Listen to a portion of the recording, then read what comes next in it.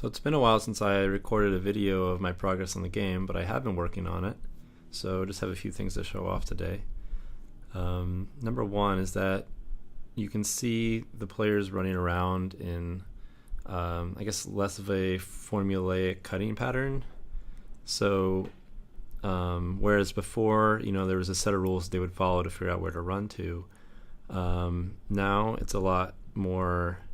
Basically, the way it works is that it looks at different areas of the field and finds out what the better ones are to cut to, and it also filters out areas that are worse to cut to, and then it sort of picks a random point from that. So basically it ends up being a lot almost creative looking in where they're actually cutting to, but there are some kind of general principles that they follow.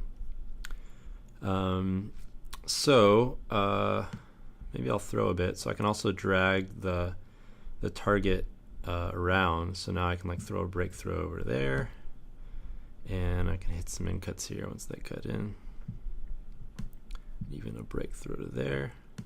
So it's pretty easy to actually run the offense. Oh, I got intercepted.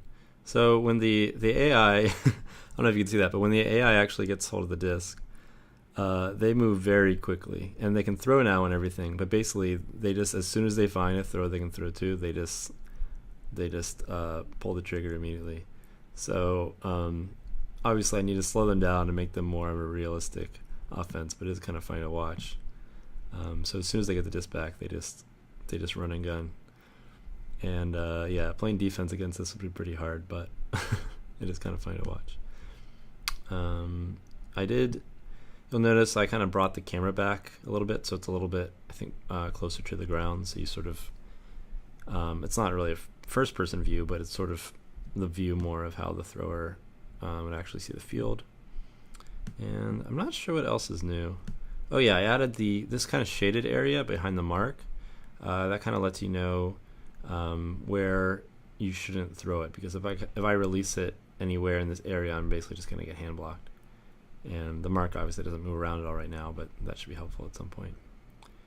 And yeah, it doesn't keep track of goals or out of bounds or anything yet, but that could be one of the next things I add. And yeah, once I have that, then you can basically play a real game. It is pretty chaotic right now. There's a lot of stuff going on, and that's only 3-on-3. But yeah, I think once the players sort of move more realistically and not right now, they never get tired. They're just completely going all the time, so it's a little chaotic. But I think once they're willing to stop for a bit and jog, then it'll be easier to see what's going on. Okay, see you next time.